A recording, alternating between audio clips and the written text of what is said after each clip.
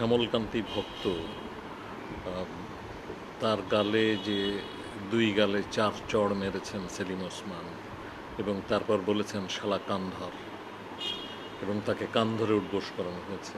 তিনি কোনো অপরাধ করেছেন কি না সেটা পরের বিবেচ্য। অপরাধ করালে আইন আছে, আইন অনুযায়ী ব্যবস্থা নেওয়া হবে। ছাত্রের গায়ে হাত তোলা বা যেটাকে আপনার শারীরিক শাস্তি বলে, সেই শাস্তি প্রদান নিষিদ্ধ। তিনি ধর্মীয় কটূক্তি করেননি সেটা প্রমাণিত হয়েছে। কটূক্তি করেছেন কি করেননি সেটা নিয়ে তদন্ত হতে পারত।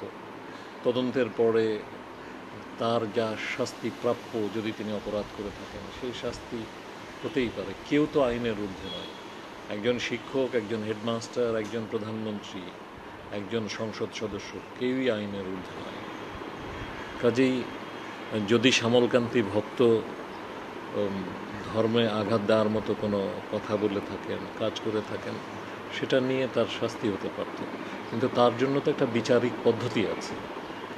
সেই বিচারিক পদ্ধতিতে না যেয়ে যখন তাকে এভাবে অপদস্থ করা হয়, হেনস্থ করা হয়, তখন এর পেছনে অন্য কোনো উদ্দেশ্য আছে। ধর্মীয় উস্কানি তো শ্যামলকান্তি ভক্ত দিয়েছেন বলে মনে হচ্ছে না। মনে হচ্ছে, বোঝাই যাচ্ছে যে ধর্মীয় উস্কানি সেলিম ওসমান এবং তার লোকজন দিয়েছেন।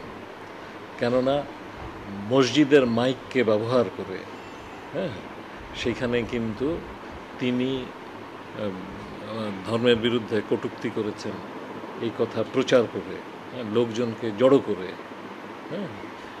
তার মধ্যে তার অনুগত, তার আশীর্বাদ পুষ্ট লোকজন, সেটাই স্বাভাবিক।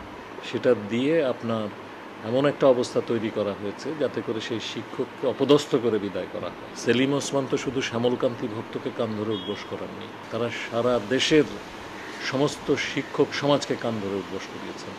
তারা সারা দেশের শিক্ষা ব্যবস্থাকে কান ধরে উদ্বোস করিয়েছেন। ধর্মের জায়গায় থাকুক। তো 71-এ লেখক, শিল্পী, সাংবাদিকদেরকে হত্যা করা হয়েছে, তো সেই ধারা তো অব্যাহত আছে। এখন এই ব্লগার নামের লেখকদেরকে হত্যা করা হচ্ছে, প্রকাশকদেরকে হত্যা করা হলো, পীর সাহেবদেরকে হত্যা করা হচ্ছে, পুরোহিতকে হত্যা করা হচ্ছে। গির্জার দেখা গেছে যে ব্লগার হত্যা করলে সরকার পিছু হটছে, পুলিশ পিছু হটছে, এবং প্রশাসন পিছু হটছে। এটা দেখে তো অপরাধীরা উৎসাহিত হয়। রাজনীতিতে মাস্তানি শুরু হয়েছে বহুদিন থেকে, এবং মাস্তানরা রাজনীতিতে প্রমোশন পেয়েছেন।